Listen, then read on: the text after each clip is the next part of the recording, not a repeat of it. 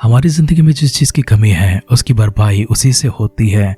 उसके सिवा उसके बदले में कुछ और भी दिया जाए उसे सहमति नहीं होती है, संतुष्टि नहीं होती है। मन के भीतर एक ऐसी चाह होती है, एक ऐसी मांग होती है जो हमेशा कमियों को उठाकर दिखाती है, असंतुष्टि को दिखाती है। छोटे बच्चे खिलौने के लिए अगर मांग रखते हैं, आपने उनको भोजन वस्तु दे दिया, उससे वे संतुष्ट नहीं होते हैं, वे खिलौने के लिए जिद करने लगते हैं, उसके लिए मांग रखते हैं। कोई साथी या कोई मित्र हमसे बहुत दूर हो गए हैं, हमें छोड़कर चले गए हैं, उनके साथ में हमने जो समय बिताया था वो समय हमसे मांग करती है। वही दोस्त हमें चाहिए, वही साथी हमें चाहिए। हमारे भीतर से कमी की पुकार मांग के रूप में हमारे सामने आती है। बड़ी लगन और मेहनत के साथ में प्रयास किया है और पढ़ाई को खत्म किया है। जब तक एक अच्छी नौकरी ना मिल जाए तब तक इंसान को संतुष्टि नहीं मिलती है। व्यापार करने का मन है, कारोबार करने का मन है, जब तक उसमें प्रवेश ना करे उसे संतुष्टि नहीं होती है, उसे चैन नहीं होती है। विवाह हो चुका है, संतान नहीं मिला है, उन्हें संतुष्टि नहीं है, उन्हें चैन नहीं है। हर किसी के जीवन में किसी न किसी चीज़ की कमी होती है। हमारे जीवन में हर रोज़ किसी न किसी चीज़ की कमी पड़ जाती रहती है। कभी कभी हम इन कमियों को किसी और चीज़ से भरपाई करना चाहते हैं, कभी अपने मन को दिलासा देते हैं इसे पाने के लिए थोड़ा और इंतज़ार करो, कभी ऐसा भी दिलासा देते हैं कि ये संभव नहीं है, इसे प्राप्त करना हमारे वश में नहीं है, इसलिए इसे भूल जाओ और इस मांग को, इस चाह को अपने भीतर ही दफना देना। हमारे दिन रूत के ग्रंथ से पार होकर शमूएल के ग्रंथ में चलते हैं।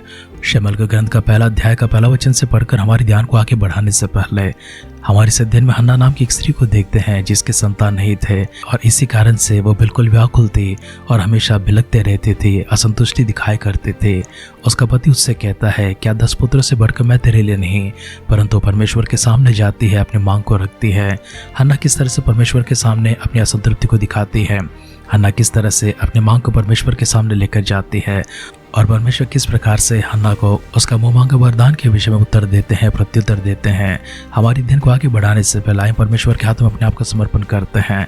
हमारी ज़िंदगी में ऐसी कोई कमी है, ऐसी कोई घटी है जिसकी चाह में हम लोग अभी भी दौड़ रहे हैं, तड़प रहे हैं, कभी बिलखते हैं, कभी व्याकुल हो जाते हैं, कभी मन को मना लेते हैं, शांत कर लेते हैं, तो कभी पुरजोर कोशिश करते हुए उसे प्राप्त करने के लिए हर प्रकार की प्रयास करते हैं। हमारे ध्यान को आगे बढ़ाने से पहले एक बार फिर से परमेश्वर के हाथ में अपने आप को समर्पण करते हुए अधूरी मांगों के विषय में, अधूरी चाहों के विषय में, जिनके विषय में प्रार्थना हमने परमेश्वर के पास भेजा है लेकिन उनके पास अभी तक उत्तर नहीं आया है, उसके विषय में भी दुहाई देते हुए, परमेश्वर की स्तुति करते हुए, आराधना करते हुए हमारी मांगों को, हमारी पुकारों को उनके पास लेकर जाएंगे। हमारी आंखों को बंद करते हैं, सिरों को झुकाते हैं, परमेश्वर के सानिध्य में अपने आप को समर्पित करते हुए एक छोटी दुआ हम सब अपने आप के लिए करेंगे।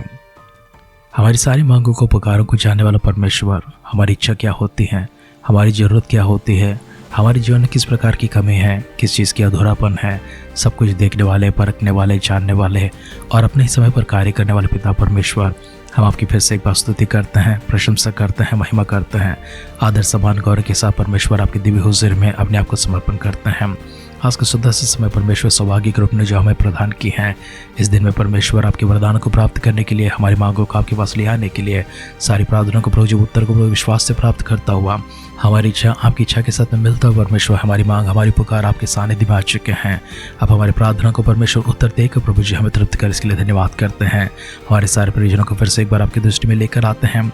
सभी को परमेश्वर अपने स्वर्गीय बरकतों के साथ में भरने के लिए, आशीषमान हाथ उनके ऊपर रखने के लिए, जगह से भर हाथ प्रभु उनके ऊपर रखने के लिए, प्रावधान प्रभु उनके पास ले आने के लिए, आपके हर प्रकार के प्रावधान, आपकी सुरक्षा परमेश्वर अपने संतान के पास ले आने के लिए दुआ करते हैं। वचन के अध्ययन के लिए प्रभु जी हम अपने आप को सिद्ध करते हैं। हमारे साथ रहिए प्रभु जी, हमसे बातें कीजिए, आत्मा का अभिषेक हम पर उठेल के प्रभु जी अपनी महिमा के लिए प्रभु जी हम सबको सिद्ध करने के लिए, हमें अपनी राह पर चलाने के लिए प्रार्थना करते हैं।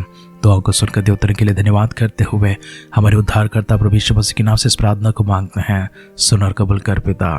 आमेन, आमेन, आमेन। आध्यात्मिक जीवन की दैनिक खुराक सुन रहे हमारे सारे प्रिय श्रोताओं को, परमेश्वर के प्रिय भक्त गणों को प्रभु यीशु मसीह के नाम में प्यार भरा जय मसीह की सुप्रभातम और सुबोधन कहते हुए हम सबका मनपसंद ध्यान के अंदर आध्यात्मिक जीवन की दैनिक खुराक में और इस नए दिन में आप सबका स्वागत करते हैं। हमारी अध्ययन शमूएल का पहला ग्रंथ, उसका पहला अध्याय में चल रही है। आप उसका पहला वचन से पढ़ते हुए हमारी ध्यान को आगे बढ़ाएंगे। इब्राहिम की पहाड़ी देश में रामदान सोपिना नगर का निवासी एल्काना नाम पुरुष था।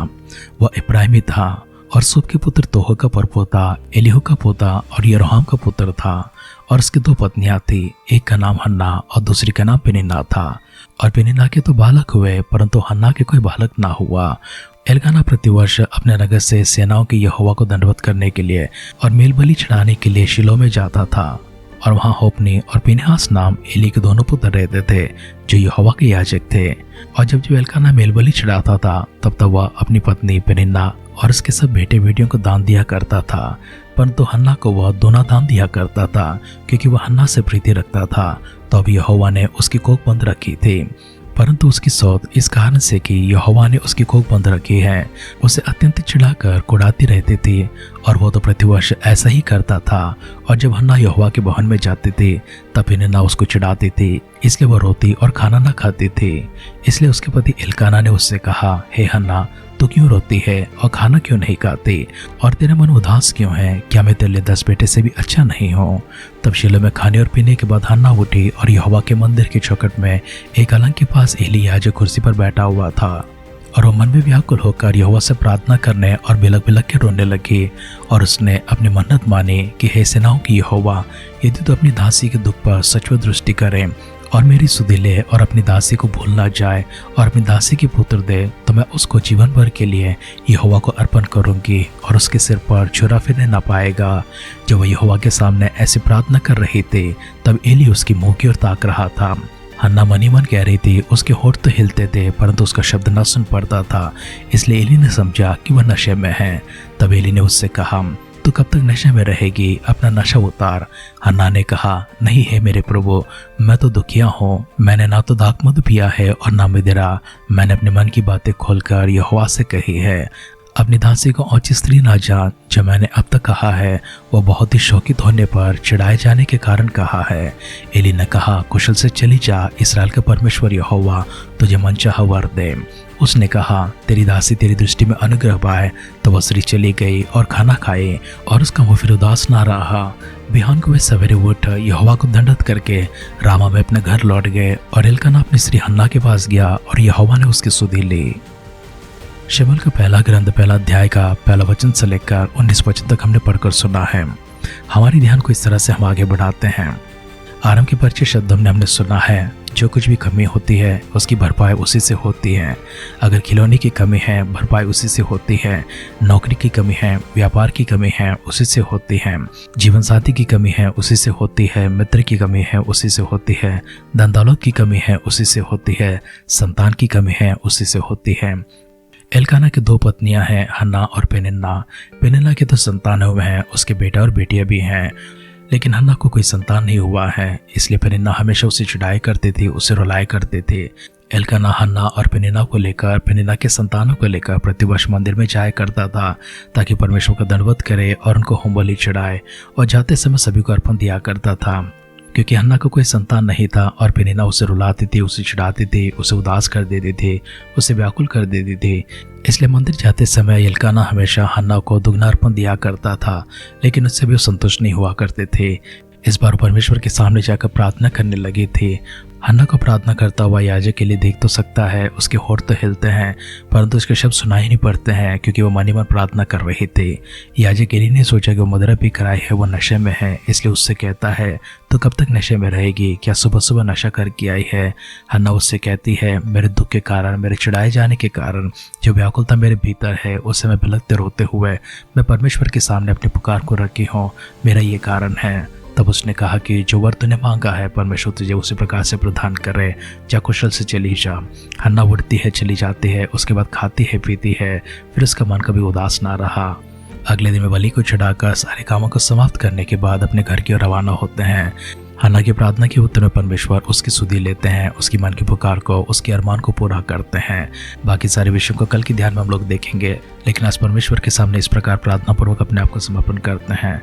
जिस चीज़ की हमारे पास कमी है उसे मांगने में परमेश्वर देने वाले हैं, क्योंकि उनका वचन कहता है, प्रभु यीशु मसीह ने स्वयं कहा था, मांगो तो तुम्हें दिया जाएगा, खटखटाओ तो तुम्हारे लिए खोला जाएगा, ढूंढोगे तो प्राप्त करोगे। इसलिए हम भी परमेश्वर के पास जाते हैं, हमारी सारी मांगों को उनके पास रखते हैं, प्रभु के वरदानों के लिए ढूंढने की कोशिश करते हैं, उनके मार्गों को खोजने की कोशिश करते हैं, उनके राज्य को, उनकी धार्मिकता को खोजने की प्रयास करते हैं। प्रभु यीशु मसीह ने कहा, तुम तो मेरी राज्य और मेरी धार्मिकता का खोजी बनो, बाकी तुम्हारी जो आवश्यकता है वो सब तुम्हारे लिए स्वर्ग से पूरी की जाएंगी। परमेश्वर के पे भरोसा कर रखते हैं, विश्वास के साथ हमारी प्रार्थना को आगे लेकर चलते हैं, अपनी आंखों को बंद करते हैं, सिरों को झुकाते हैं, मिलकर दुआ करेंगे। मांगने पर देने वाला परमेश्वर, खटखटाने पर खोलने वाला खुदावंद, ढूंढने पर हमें हर प्रकार के वरदान को प्रदान करने वाले हमारे स्वर्गीय पिता परमेश्वर, हमारे चाहने से बढ़कर, मांगने से बढ़कर, खोजने से बढ़कर, हमारी इच्छाओं से बढ़कर प्रभु जी, हमारी कल्पनाओं से बढ़कर अपने स्वर की बरकतों से आप हमें तृप्त करते हैं। इसलिए परमेश्वर आपकी स्तुति करते हैं, महिमा करते हैं, आदर सम्मान प्रभु जी, गौरव आपको प्रदान करते हैं। आज के सुंदर से समय प्रभु जी, सुंदर से वचन के लिए आपको धन्यवाद करते हैं। हन्ना के जीवन से प्रभु आपने जो शब्द हमसे कही है उनके लिए प्रभु जी आपकी स्तुति करते हैं, आराधना करते हैं। हमारे जीवन की सारी कमी कटिंग को प्रभु जी आप जानते हैं, अधूरापन को आप जानते हैं, जो शून्यपन है परमेश्वर से भी आप जानते हैं। उसे पूरा करने के लिए परमेश्वर आप अपने कार्य कर रहे हैं प्रभु। अपने समय पर सब कुछ हमारे पास लेकर आएंगे, लेकिन विश्वास की प्रार्थना भी परमेश्वर हम मनुष्य होकर आपके सानिध्य में लेकर आते हैं। इस प्रार्थना को आपने सुना है, उत्तर भी इसके लिए धन्यवाद करते हुए आदर सम्मान महिमा के साथ में हमारे उद्धारकर्ता प्रभु यीशु मसीह के नाम से हमारे इस प्रार्थना को मांगते हैं। सुनकर कबूल कर पिता, आमेन, आमेन, आमेन। परमेश्वर के आशीर्वादों को प्राप्त करने के लिए किसी योग्यता की जरूरत नहीं है, किसी काबिलियत की जरूरत नहीं है। वो परमेश्वर को हमारी प्रार्थना को सुनना है, प्रार्थना को उत्तर कर देना है। तो परमेश्वर की इच्छा में हम सबको रहना है और हमारी प्रार्थना भी परमेश्वर की इच्छा में होना चाहिए। जो प्रार्थना परमेश्वर की इच्छा में होती हैं और जो जीवन परमेश्वर राह पर चलती है, उनके मांगने पर परमेश्वर अपनी स्वर की महिमा के लिए स्वर्गीय भंडारों को खोलकर हम पर अनगिनत आशीर्वादों को लेकर आएंगे। ऐसे सौभाग्यवान जीवन परमेश्वर आपको प्रदान करते हुए अनगिनत आशीर्वाद अपार रूप से आपके पर लेकर आए। हमारी इस दुआ और कामना के साथ आज के ध्यान कहीं पर समाप्त करते हैं। आप सुनते रहिए, सुनाते रहिए आध्यात्मिक जीवन की दैनिक खुराक। कल फिर मिलेंगे। अपना ख्याल रखिए, अपनों का ख्याल रखिए, दूसरों का भी ख्याल रखिए। God bless you.